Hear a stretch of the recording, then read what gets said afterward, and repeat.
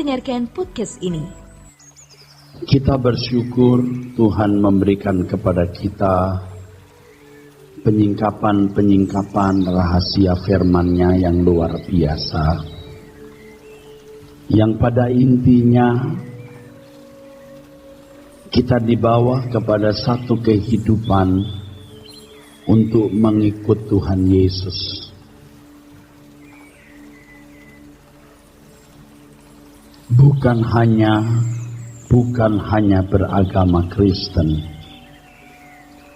Banyak orang beragama Kristen tetapi tidak mengikut Tuhan Yesus. Sungguh saudara, banyak orang beragama Kristen tetapi tidak mengikut Tuhan Yesus. Mari kita melihat gambaran ini, saudaraku. Di Perjanjian Lama, orang-orang Yahudi belum bisa mengenal Allah dengan benar.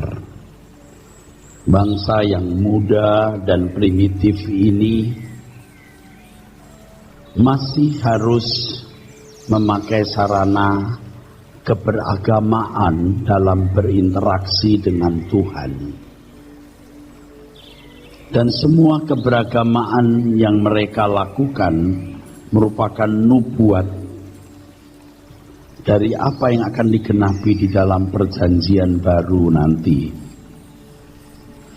Keberagamaan dari orang-orang Yahudi itu pada dasarnya sama dengan keberadaan agama-agama pada umumnya yang memiliki tekanan pada seremonial atau upacara agama atau ritual, hukum. Semua agama juga pasti memiliki hukum. Lalu dominasi tokoh. Jadi kalau mau menjangkau Allah harus melalui perantara atau mediator, tokoh. Kalau orang Yahudi mengenal sebagai keimaman Harun. Keimaman Harun.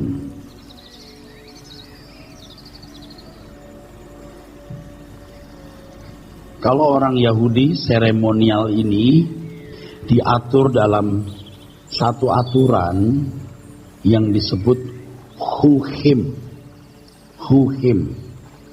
Sedangkan hukum mereka berpijak pada 10 perintah Allah yang butir-butirnya ada dalam peraturan undang-undang sipil atau semacam syariat, sampai pada masalah ekonomi seperti syariah.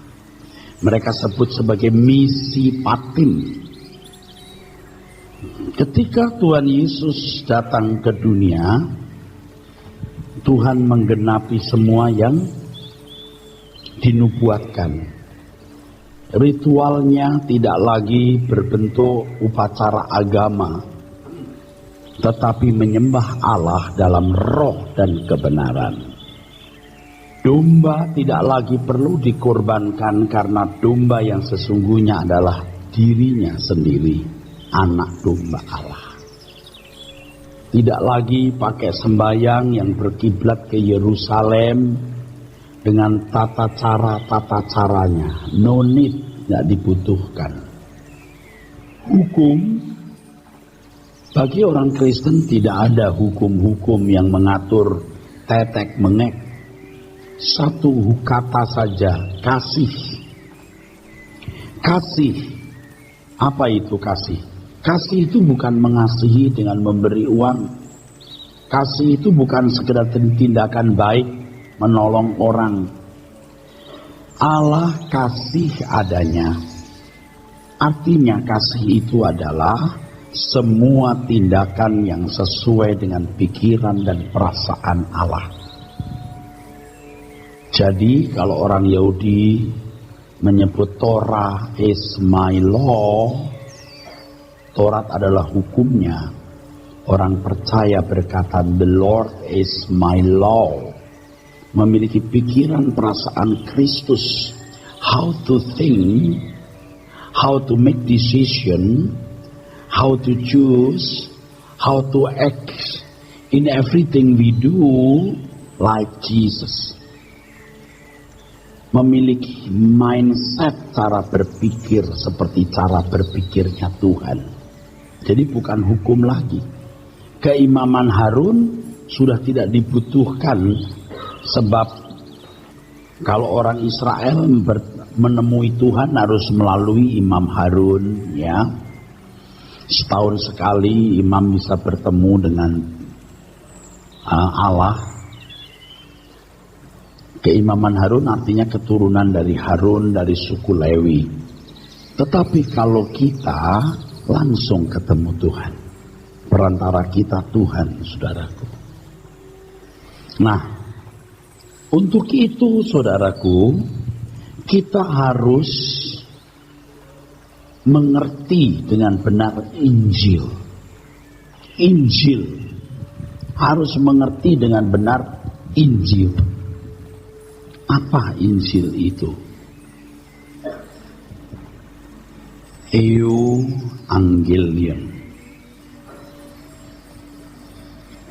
Indah, Angelion itu news, good news, kabar baik.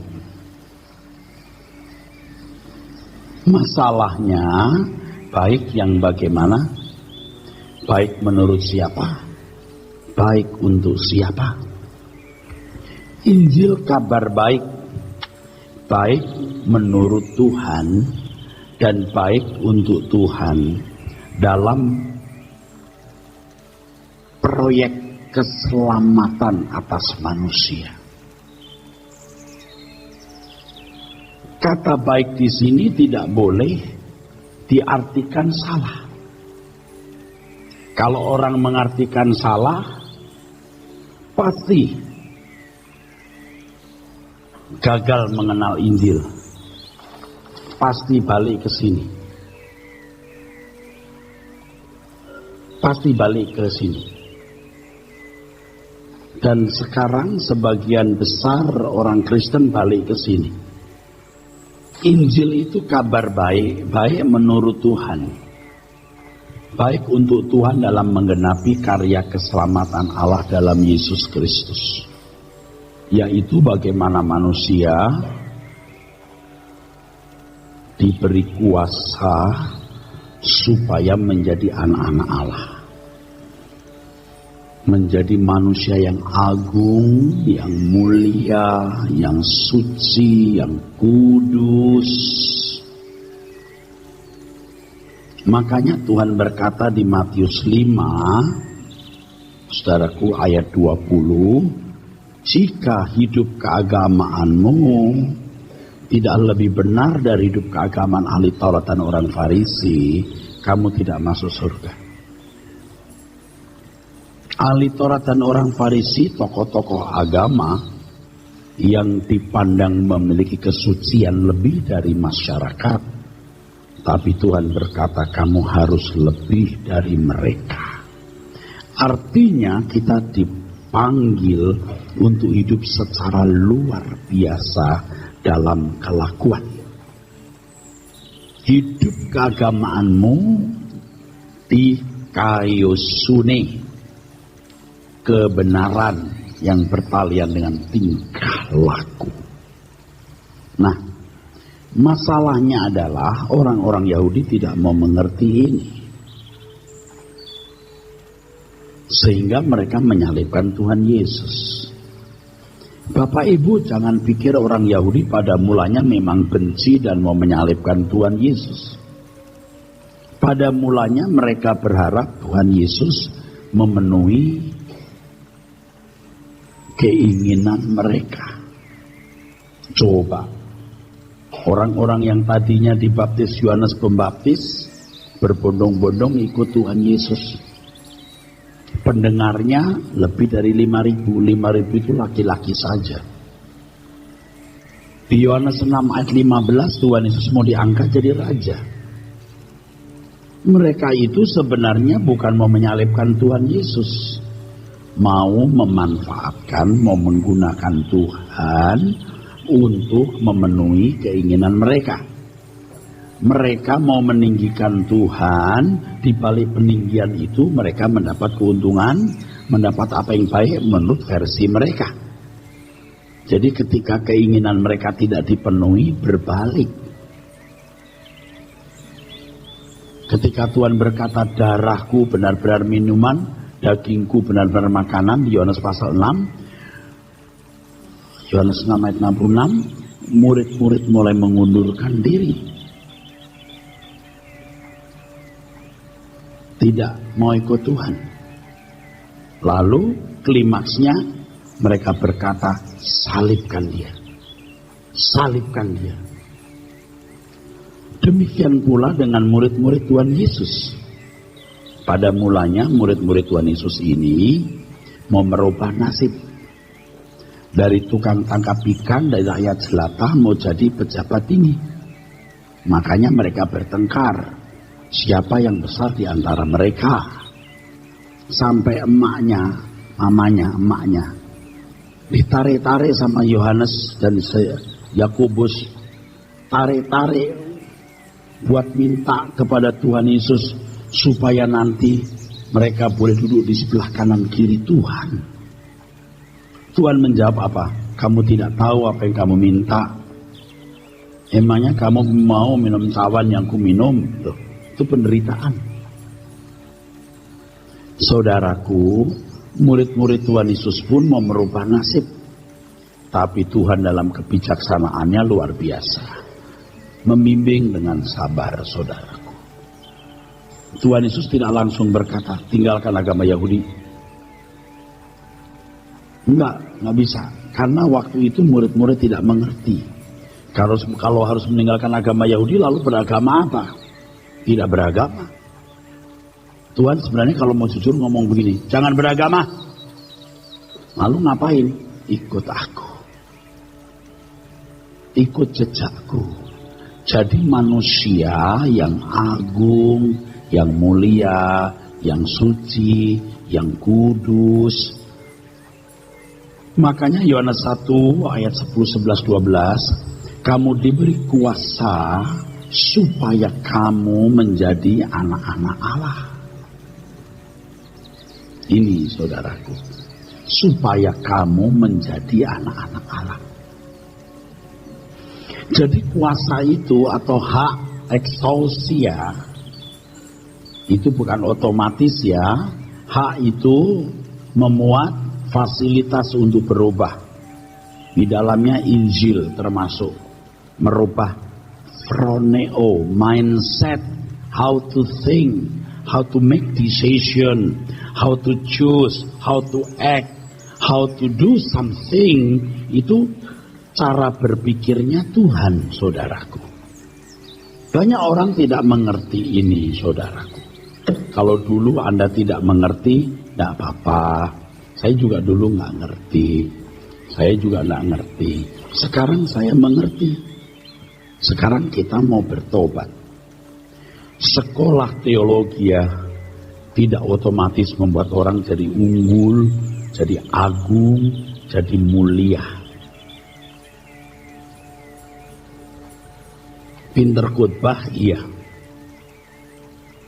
Tapi tidak membuat manusia jadi unggul dan agung. Kalau saya dari 15 tahun yang lalu tahu hal ini, saya pasti bisa merubah. Saya pasti bisa merubah banyak orang, saudara. Saya tahunya belakangan, saudaraku. Dan hari ini banyak pendeta menyesatkan. Menyesatkan. Kalau misalnya saya gambar ini, ayam. Betul nggak, saudara? Gambar ayam kan? Kalau saya beri spidol, saya suruh seorang anak umur 5 tahun gambar ayam, dia bisa loh langsung gambar ayam, karena dia sudah punya bayangan ayam. Gampang karena sudah lihat ayam. Tapi kemudian kalau misalnya saya suruh tolong gambar hantu, bisa nggak gambar hantu? Orang bisa ngawur begini, hantu. Tinggal bayangan dia apa? Yang satu gambar hantu begini. Ayo gambar hantu. Yang satu gambar lagi hantu. Karena tidak jelas. Kalau misalnya nih Bapak Ibu, ada orang dari Eskimo bagian utara, tidak pernah lihat TV, tidak pernah bergaul orang, tidak pernah lihat ayam. Mau datang ke Indonesia, saya ajarin, pengen tahu ayam nggak? Begini ayam itu. Diajarin orang gambar ayam. Ini ayam. Dia percaya nggak? Bisa percaya, bisa tidak. Tapi begitu yang ngajar itu pernah sekolah gambar, percaya itu ayam pernah sekolah gambar soalnya. Kalau orang sekolah teologi ya kan dianggap belajar tuh tentang Tuhan tuh. Kalau khotbah A, B, C, Casus percaya dong dia telah mengenal Tuhan kan. Padahal belum tentu loh. Belum tentu. Apalagi yang nggak sekolah teologi ya lebih ngaco. Tapi ini zaman ngaco ria. Ngaco banget. Oke. Sampai di sini nangkep dulu. Nangkep, oke. Kalau saya berbuat baik, Pak Yosua, bisa dirasa nggak? Bisa dirasa nggak? Nggak perlu ada gambaran dong. Dirasa baik kan? Oke. Kalau you lihat ada orang berbuat jahat, bisa dirasa nggak? Wah, dia nyakitin, merugikan. Bisa juga. Kalau bisa berbuat baik, bisa dirasa nggak? Kalau orang berbuat jahat bisa dirasa nggak? Bisa. Yang berbuat jahat itu kita istilahkan apa? Setan. Setan, betul nggak? Kita lagi naik mobil tiba-tiba orang nyelonong lampu merah, setan, betul nggak? Tapi kalau lihat orang berkendara baik, sopan, kasih kita jalan, kita nggak bilang Tuhan, betul nggak? Kalau kita ada orang berbuat baik, Anda nggak bilang Tuhan kan? Kalau berbuat jahat, setan. Oke. Kalau anak Tuhan itu tidak cukup bisa dikatakan baik, harus mengikut Tuhan Yesus, artinya ikut jejaknya sampai memiliki keagungan pribadinya, mulia, suci, tidak bercacat, tidak bercela, sampai orang berkata ini anak Tuhan. Barulah saudara bisa jadi saksi bahwa 2000 tahun yang lalu ada pria bernama Yesus yang menyelamatkan umat manusia, artinya mengembalikan manusia ke rancangan semula. Injil itu kabar baik menurut siapa? Menurut Tuhan. Untuk siapa? Untuk Tuhan dalam proyek keselamatan yang artinya berpulang nanti untuk kepentingan dan berkat bagi kita, karena kita diubah menjadi gambaran Allah. Sehingga bukan mulutmu yang menggambarkan Allah, perbuatanmu menggambarkan Allah. Mungkin ya kalian belum tahu dibaptis itu artinya dikubur. Di pembinaan apakah disebutkan? Saya kira iya. Dikubur, meninggalkan manusia lama, hidup dalam hidup yang baru. Kalian harus meninggalkan cara hidup yang lama, tiap hari belajar dari Tuhan. Makanya saudara, kalau Anda hanya ke gereja belajar firman, apa ini? Nol. Saya hanya membantu 0,1 atau 1%, 0,5 atau 23%. Lebih dari itu, setiap hari saudara harus ketemu Tuhan. Minimal 30 menit, minimal 30 menit, standarnya 1 jam, supaya saudara-saudara sekalian sungguh-sungguh, saudara-saudara sekalian sungguh-sungguh bisa dididik Tuhan. cara mengucapkan kata, waktu Anda bercanda berlebihan, waktu Anda tidak jujur, sikapmu terhadap uang, terhadap pasangan hidup, saudara akan dididik Tuhan. Seandainya saudara ada di pedalaman tanpa manusia, Anda berkata, bimbinglah aku Tuhan. Saya percaya Roh Kudus akan bimbing langsung. Tapi kalau di Jakarta harus ada, kalau dulu ada nabi, rasul, ada penginjil, ada guru agama, gembala sidang. Ini ada gembala sidang. Jadi kalau saudara di sini, saya mau kasih tahu, belajarlah. Datanglah minggu pagi, minggu sore, mendengarkan CD khotbah, baca buku, tiap hari 30 menit berdoa 1 jam, dengarkan CD khotbah sepanjang waktu yang bisa digunakan. Kalau tidak, mendingan pindah gereja. Dengerin pendeta lain. Oke. Kalau saudara cuma datang seminggu sekali kebaktian, apa ini? 0. Nggak jamin you berubah. Nggak jamin you tidak pernah menggambar wajah Tuhan dalam hidupmu. Nih, lihat nih. Apa ini? 0 putel. Faktanya banyak saudara yang begitu. Dulu saya lulus sekolah Alkitab, saya pintar khotbah, saya pikir saya cukup bisa menjadi pelayan Tuhan. Ternyata 0. Kalau kelakuan saya tidak baik, justru menjadi batu sandungan saudaraku. Saya tahunya agak terlambat, tapi lebih baik terlambat daripada tidak sama sekali. Sekarang selagi saya masih punya kesempatan, saya terus mengajak saudara untuk belajar dari Tuhan. Saya tidak bisa bantu banyak saudaraku. Saya cuma 0,5%, 1%. Selebihnya you harus belajar dari Tuhan Yesus. Tuhan akan mendidikmu dari menit pertama engkau bangun sampai menit terakhir engkau tidur. Di dalam segala peristiwa hidup Allah menjadikan semua alat untuk menyempurnakan saudara. Sampai saudara menjadi satu pribadi yang menggambarkan wajah Tuhan. Saya beritahu STH, MTH, doktor teologi tidak akan bisa merubah orang lain. Kecuali dia menggambarkan dari kelakuannya. Lalu dari kelakuan tersebut, sekaligus dia bisa mengkhotbahkan pengalaman-pengalaman hariannya. Dulu saudaraku, saya cukup puas bisa khotbah dan membangun gereja.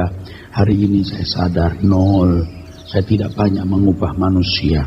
Seandainya 20-15 tahun yang lalu saya sudah memiliki pengertian seperti hari ini, saya akan lebih banyak menyelamatkan orang saudaraku. Itu kesalahan saya. Jadi memang sejak tahun 2009 ketika Tuhan rubah saya, rubahnya nggak begini saudara, tapi begini saudara. Ini belum begini loh saudara, masih begini saudara. Tidak gampang. Kalau cuman baik, nggak bisa. Dua kutub ini, setan atau anak Allah. Bukan setan, baik. Enggak. Kalau cuma berbuat baik, orang bilang baik. Harus jadi anak Allah, baru jadi saksi. Menjadi murid Tuhan itu luar biasa loh saudaraku. Makanya sedih kalau gereja mengatakan Allah itu baik, sungguh amat baik. Hanya karena Tuhan memberkati ekonominya, membuat lancar usahanya, dapat jodoh, lalu macam-macam. Saya mau tanya, yang begitu dialami orang kafir nggak? Orang kafir pun bisa. Allah juga baik dong buat mereka. Iya. Tetapi yang namanya karunia atau anugerah yang mustahil bagi manusia, tidak mustahil bagi Allah. Ketika Tuhan membentuk kita menjadi orang yang berkualitas. Bukan hanya melakukan hukum. Kalau hanya melakukan hukum, Matius pasal 16, orang muda itu sudah berkata, aku sudah melakukan semua itu Tuhan.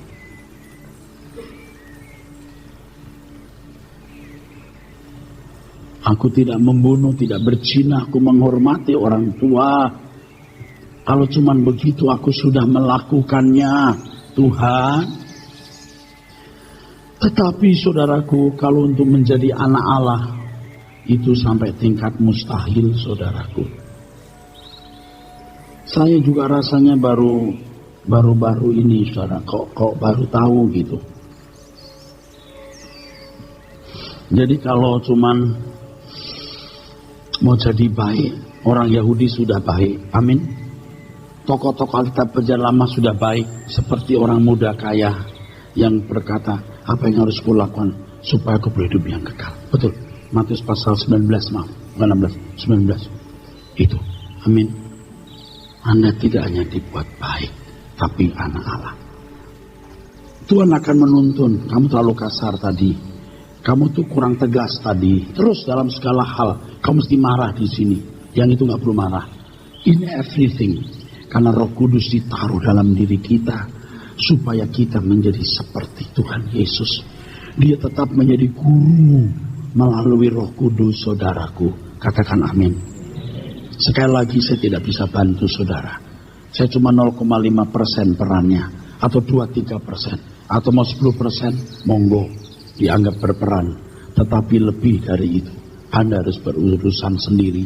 Karena Tuhan berkata, jadikan semua bangsa muridku, my own disciples, not Erastus disciples, not church disciples, tetapi Jesus disciple. Kehormatan jadi murid Tuhan, saudaraku. Tolong ingat ini, saya tidak bisa bantu banyak kepada saudara.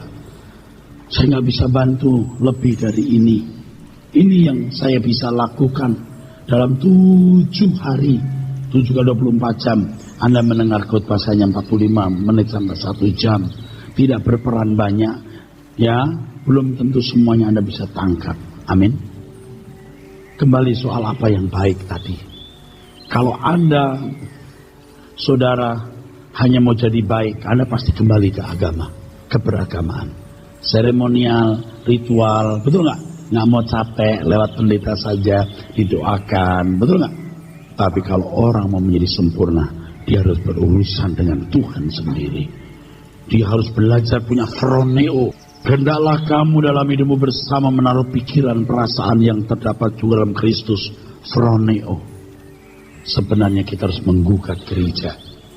Gereja ialah yang paling bertanggung jawab mengelaborasi kekristenan jadi agama lumpuh dari kebenaran dan membuat format-format lahiriah, format-format keagamaan yang tidak berkuasa mengubah manusia, tapi membuat orang jadi nyaman.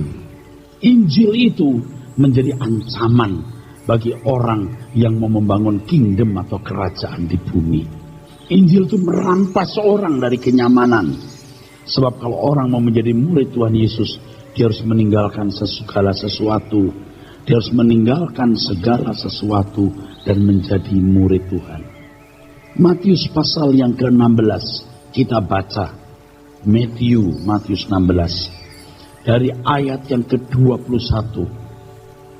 Jangan berkata, aku sudah benar, you belum benar di mata Tuhan.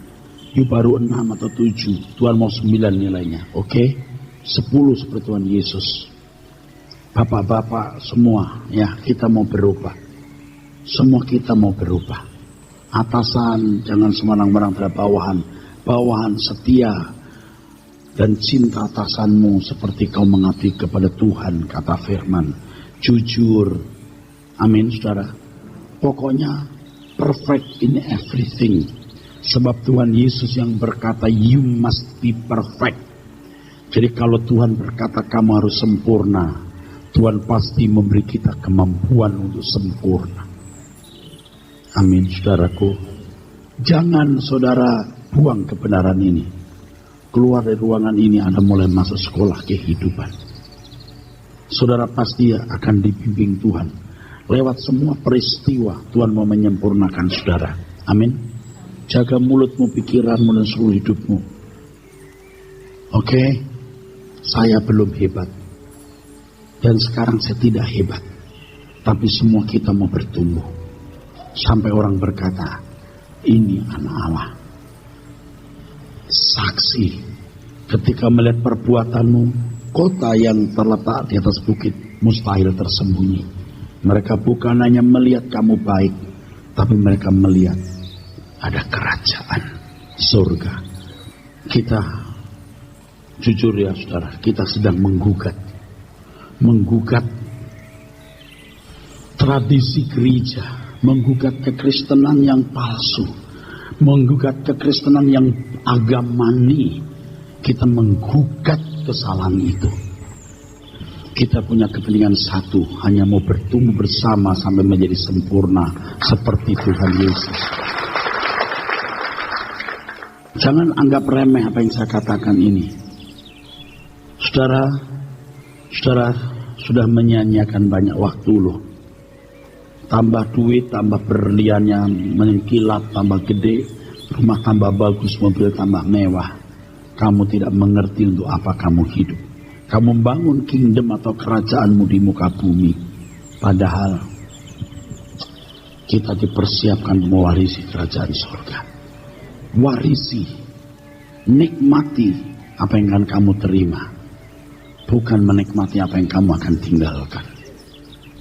Di jalan ketika saya merenung-renung, saya melihat begitu banyak orang kaya yang tidak memperdulikan sesamanya. Tambah besar rumahnya, tambah mewah mobilnya, tambah besar berliannya. Sampai mereka tidak bisa diubah lagi. Saya berkata di mobil ini, di mobil di mana saya duduk, kamu menikmati apa yang kamu akan tinggalkan. Tapi aku menikmati apa yang akan aku peroleh.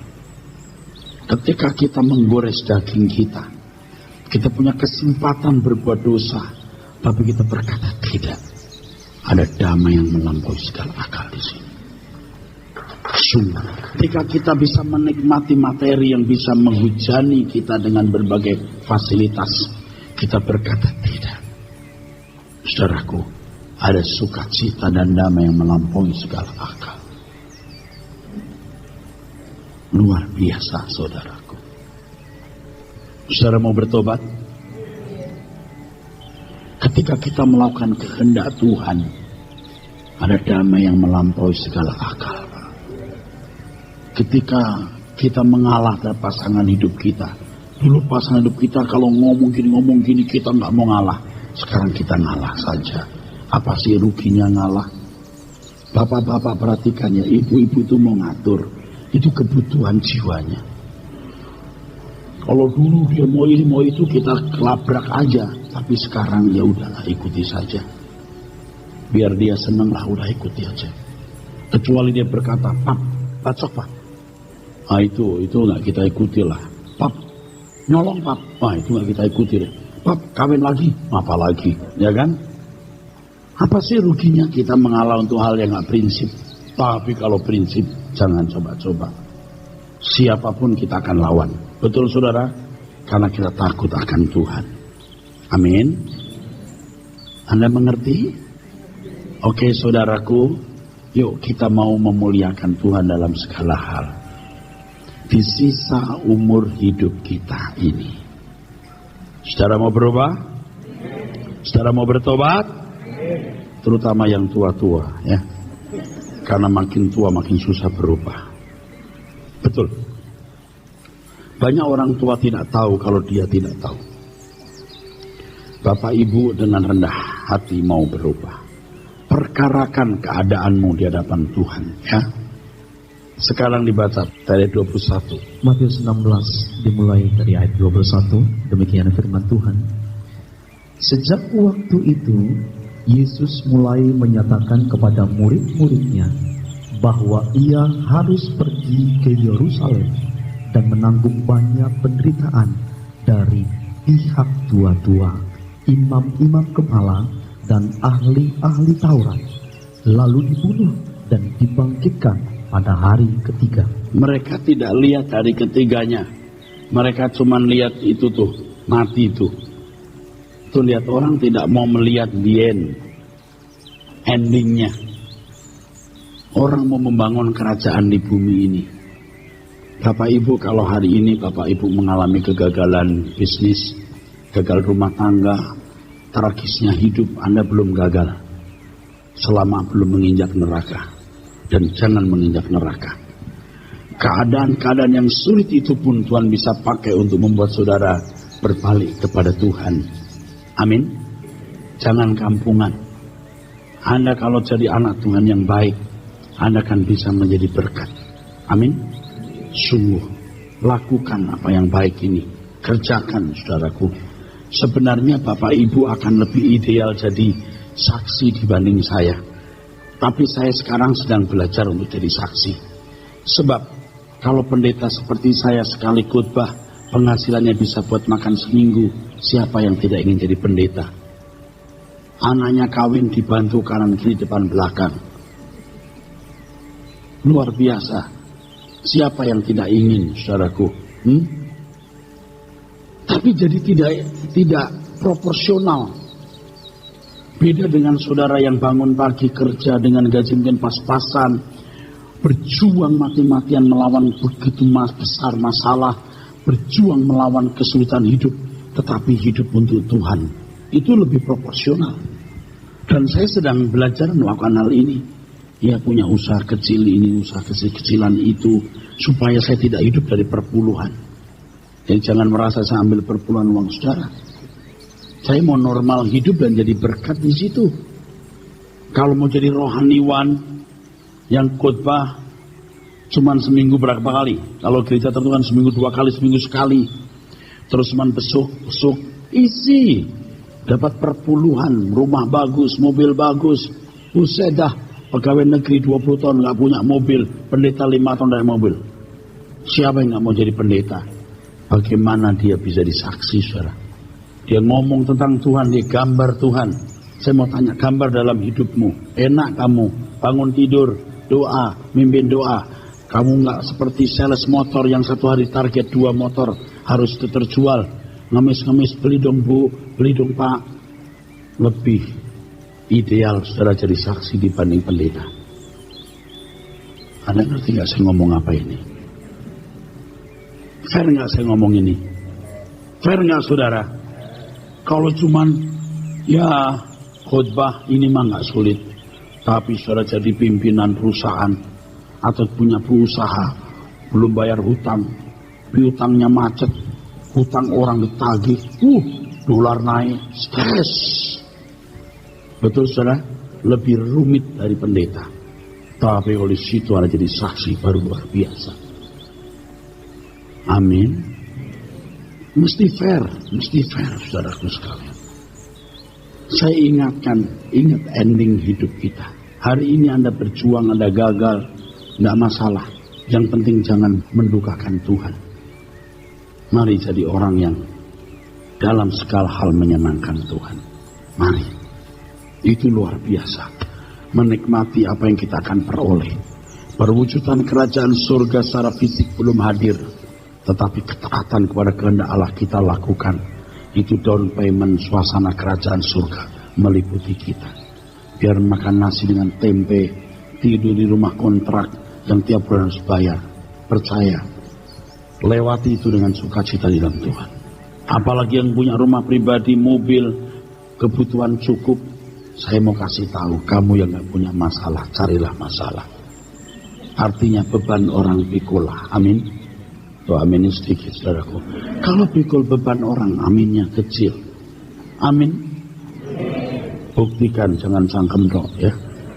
Buktikan dalam kelakuan konkretmu. Oke? Jangan hanya lihat menderitanya, lihatlah kebangkitannya. Terus bro.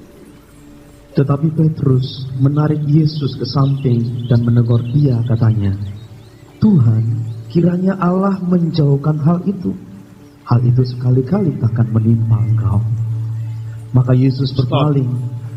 Ini Petrus kan narik ke samping terus gini. Ngajarin gurunya. Kalau saya punya murid begitu sama saya, pengen tahu, buat tempeleng dia. Buat tabok loh. Narik ke samping lalu kiranya Allah menjauhkan. Dia pikir dia lebih rohani dari Tuhan Yesus. Pakai nama Allah. Bullshit. Betul gak saudara? Kurang ajar gak nih anak? Saudara jangan pikir saudara rohani loh. Anda harus belajar dari nol. Starting from zero. Di sini saudara, mari belajar kebenaran. Ada orang berkata gini, emangnya hanya Pak Eras yang benar, kalau dia salah gimana? Gua kasih tahu, lu jangan nginjek Rehobot, awas lu nginjek lo. Lu cari gereja lain yang pasti you yakin bener. Kalau you setengah-setengah di you jangan datang. Emangnya urusan apa lu sama gua? Mau nyari apa gua? Emangnya nyari apa? Itu ada orang-orang di sini begitu. Jangan. You bukan siapa-siapa, aku juga bukan siapa-siapa kok. Tuhan yang segalanya. Amin. Tapi kalau Anda punya nurani, ini kebenaran lalu salahnya di mana? Betul nggak? Cuman membuat Anda mau jadi sempurna. Emangnya Paulus sudah sempurna? Belum. Kok ngajar? Ya Paulus juga bilang gua belum sempurna, ngajar emang nggak boleh gua. Orang dia yang bilang Paulus saja Rasul bilang saya belum sempurna boleh ngajar, apalagi gua.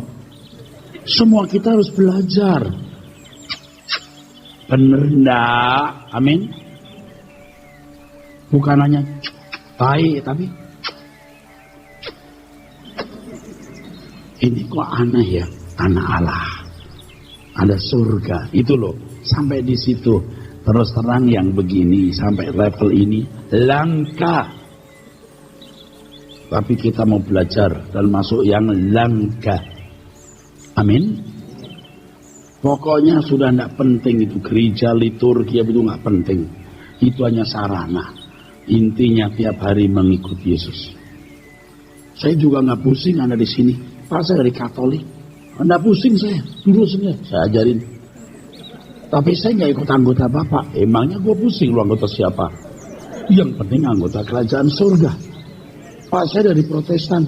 Nggak masalah you Protestan asal dan Protestan. Nggak problem bro. Saya nggak jadi anggota. Nggak masalah. Tapi kalau sudah minta diberkati pernikahanmu, nah itu masalah. Mau waktu meninggal lalu Pak dikubur, oh masalah. You anggota gereja mana? Jangan sampai waktu you di rumah duka, wah ribut. Waduh, sampai dikubur ribut, siapa yang kubur? Akhirnya berantem. Akhirnya yang ngubur nggak pendeta A, nggak pendeta B. Yang brokin tuh mayat. Waduh, siapa yang kubur? Biarlah orang mati. Menguburkan orang mati. Masa ada orang mati bangkit kubur orang mati? Nah kalau sudah mulai gitu kan harus jelas yuk anggota mana. Karena orang meninggal itu punya masalah. Masalah krisis. Keluarganya krisis, semua krisis. Kesempatan berbuat baik. Maka saya selalu berkata kepada sahabat-sahabat saya, kasih pelayanan terbaik untuk orang mati. Jangan orang mati sembarangan langsung. Nah kembali seorang mati menguburkan orang mati tadi. Saudara mau anggota mana nggak masalah. Pokoknya di sini saya sudah menyesatkan dalam kebenaran. Artinya menyesatkan dalam kebenaran menurut gereja-gereja wah itu ikut Pak Era sesat. Oh iya terserah sesat dalam kebenaran. Betul nggak?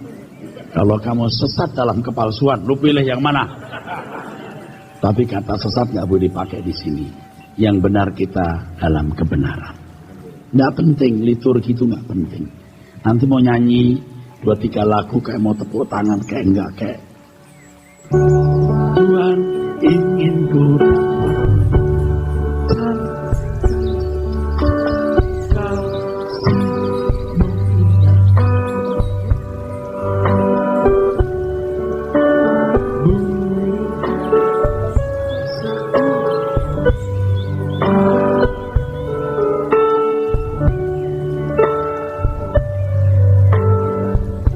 ulangi bait 1. Tuhan ingin ku dapat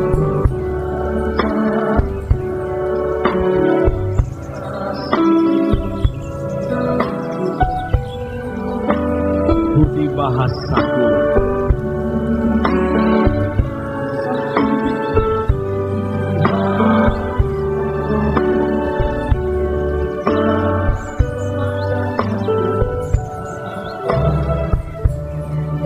Ada bait pertama, kedua, ketiga ya Pak ya.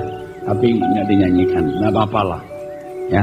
Tapi yang penting begini saudara. Sudah datang kemari, diubahkan, diwarnai. Itu penting. Tuhan ingin ku dapat memancarkan. Oh, amin saudara. Saudara betul-betul jadi saksi Tuhan. Setuju ya saudaraku? Kita mau berubah ya saudara. Kita rubah yuk. Semua sikap hidup kita, yuk kita berubah. Saya juga berubah, saudaraku, ya. Berubah, saudaraku. Udah, nggak mau ribut-ribut, ya. Oke, teruskan Pak. Ini ayat yang penting berikut ini. Maka Yesus berpaling dan berkata kepada Petrus, "Enyahlah iblis, engkau suatu batu sandungan bagiku, sebab engkau bukan memikirkan apa yang dipikirkan Allah, melainkan apa yang dipikirkan manusia." Kita biasa memikirkan yang dipikirkan manusia, jujur. Irama berpikir kita, pola berpikir manusia pada umumnya. Sekarang kita berpikir apa yang dipikirkan Allah. Itu tanggung jawab saya sebagai guru, gembala sedang mengajar. Gini loh, how to think, how to make decision, how to choose something, how to act, how to do everything. Betul? Saya ajarkan saudara. Tetapi untuk latihan tiap harinya, Anda harus tiap hari. Amin. Kan jadi kesombongan, kemuliaan bagi Tuhan. Saudara jadi anak-anak ya, jadi bintang pelajar, jadi mahasiswa teladan karena kebenaran. Amin. Saya senang ada di sini. Amin.